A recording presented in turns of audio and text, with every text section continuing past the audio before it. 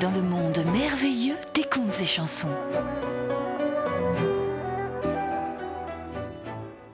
Quand tu entendras cette musique, tourne la page. Je vais te raconter une histoire. Le vaillant petit tailleur.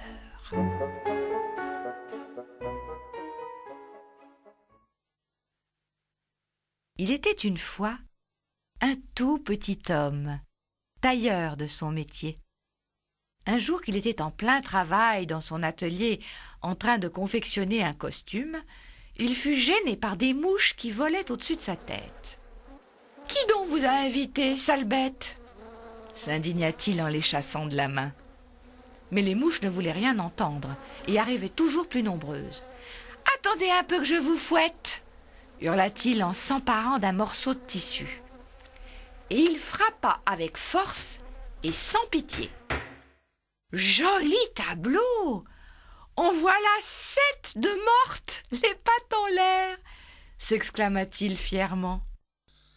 « Il faut que toute la ville, que dis-je, la terre entière connaisse mon exploit !» pensa-t-il, plein d'orgueil.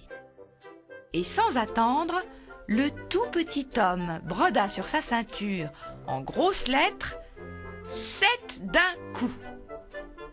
Il noua cette ceinture à sa taille et ainsi paré, il partit voyager à travers le monde. Sur le chemin, il trouva un oiseau qui était encore vivant, piégé dans les buissons. Il le ramassa et le mit dans sa poche. Il arriva au sommet d'une montagne. Là, un énorme géant était assis, surveillant les alentours. « Bonjour !» dit le vaillant petit tailleur. « Au lieu de contempler le vaste monde, ne voudrais-tu pas plutôt faire la route avec moi ?»« Pousse-toi de là, petit misérable !» lui répondit le géant. « Et toi, regarde plutôt !» s'exclama le vaillant petit tailleur, déboutonnant son habit pour montrer sa ceinture. Lorsque le géant lut ce qui était écrit sur la ceinture du vaillant petit tailleur, il fut fort impressionné. 7 d'un coup! Ce petit homme devait posséder un pouvoir exceptionnel. Bien que plein de respect pour le vaillant petit tailleur, il voulut quand même le mettre à l'épreuve. « Peux-tu faire comme moi ?» dit le géant. « Prends une pierre dans ta main et presse-la jusqu'à en faire sortir de l'eau. »« C'est un jeu d'enfant, » répondit le vaillant petit tailleur. Là-dessus, il prit un vieux bout de fromage qu'il avait dans sa poche et il le serra si fort qu'il en sortit du petit lait. Le géant, qui n'avait pas remarqué la ruse du vaillant petit tailleur, resta bouche bée d'admiration. Il lui proposa alors une seconde épreuve. Il ramassa une pierre et la lança si haut qu'elle toucha les nuages. « À toi d'en faire autant !» dit-il au vaillant petit tailleur. « Joli lancer !» reprit celui-ci. « Mais ta pierre est retombée. Moi, je vais t'en lancer une si haut qu'elle ne retombera jamais. » Et il sortit l'oiseau de sa poche, puis le lança dans les airs. La pierre ne retomba jamais, car l'oiseau s'était envolé. Et cette fois encore, le géant n'avait pas compris la feinte du vaillant petit tailleur. Quelque peu agacé par les exploits du petit homme, le géant lui proposa une troisième épreuve. Il conduisit le vaillant petit tailleur auprès d'un gros chêne abattu. « Si tu es assez fort, aide-moi à sortir cet arbre du bois. »« D'accord, » répondit le vaillant petit tailleur. « Mets le tronc sur tes épaules, et moi, je porterai les branches avec tout leur feuillage. C'est ce qu'il y a de plus lourd. » Le géant se chargea donc du tronc, tandis que son rusé compagnon s'asseyait sur les branches. Le géant, tout occupé à transporter l'énorme tronc, ne pouvait se retourner. Il ne se rendit pas compte de la supercherie du petit homme et fut très impressionné. Cependant, il était de plus en plus agacé par ses extraordinaires performances. Tous deux reprirent la route. Soudain, le géant saisit la cime d'un cerisier et la courba pour la mettre à la portée du vaillant petit tailleur. « Tiens, mange ces cerises !» lui dit-il.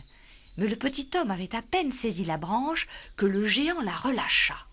L'arbre se redressa brusquement et le vaillant petit tailleur fut projeté en l'air. « Eh bien, tu n'as même pas la force de tenir une misérable branche !»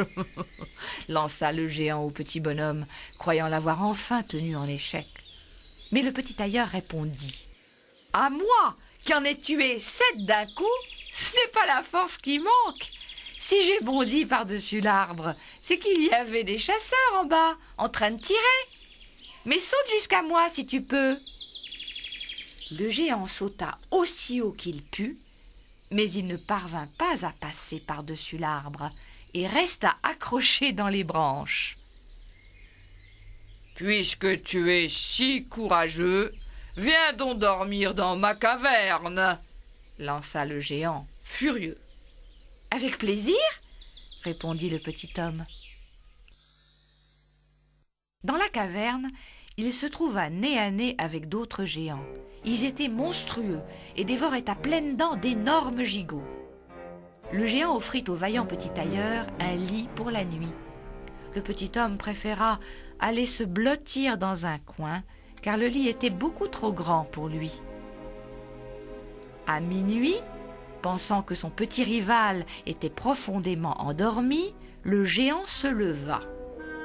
Armé d'une grosse barre de fer, il frappa le lit qu'il avait proposé au petit homme sur toute sa longueur.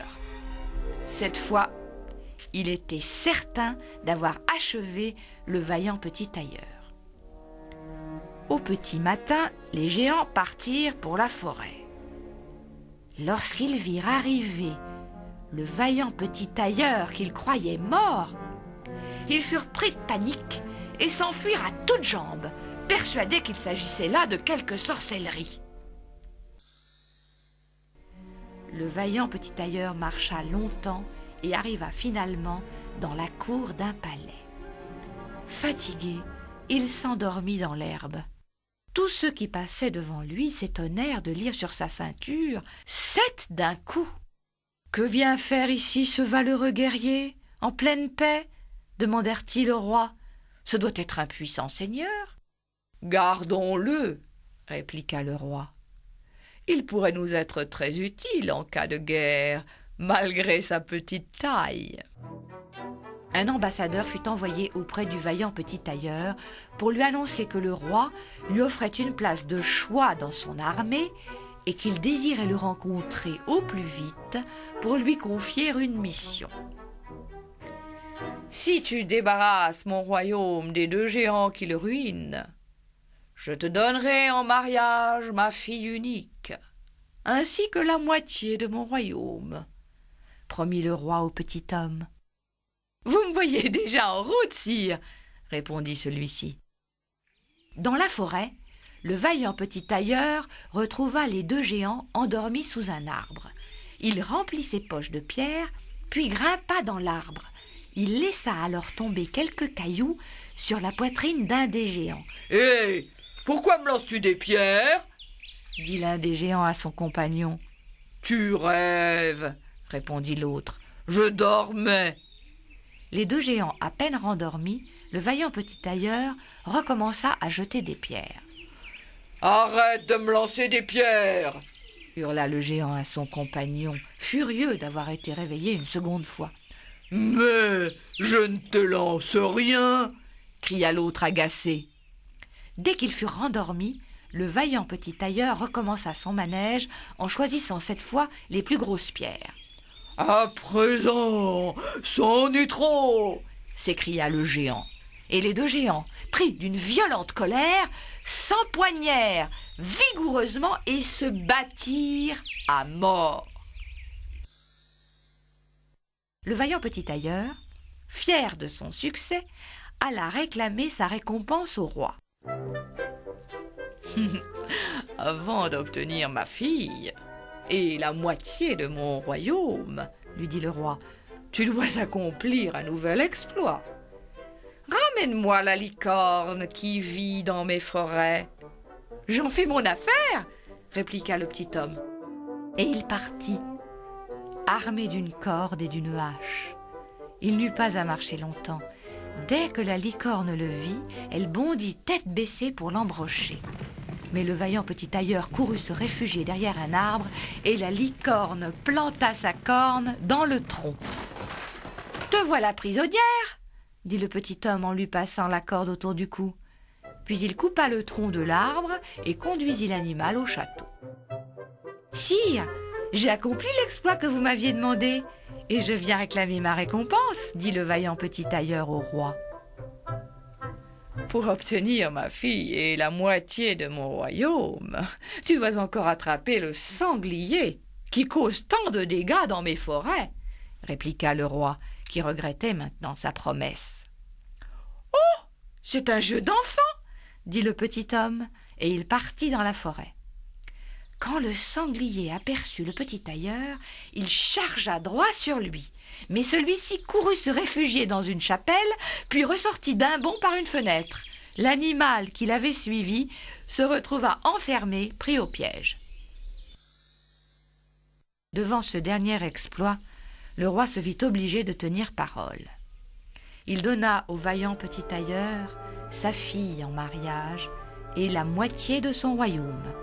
Le mariage fut célébré avec beaucoup de richesses et le vaillant petit tailleur devint prince. Une nuit, peu de temps après la noce, la jeune princesse entendit son époux s'agiter et parler dans son sommeil. « Garçon, fais-moi ce costume et répare-moi ce pantalon, ou je te coupe les oreilles avec mes ciseaux, » disait-il. Elle comprit alors qui était son mari et confia son chagrin à son père. « Aidez-moi à me débarrasser de mon mari, qui n'est rien de plus qu'un petit tailleur, » supplia-t-elle.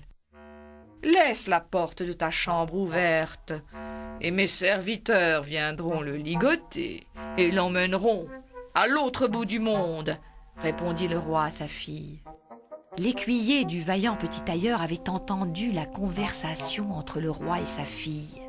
Il était trop attaché à son maître pour ne pas l'avertir du complot. « Je ne vais pas me laisser faire !» résolut le petit homme.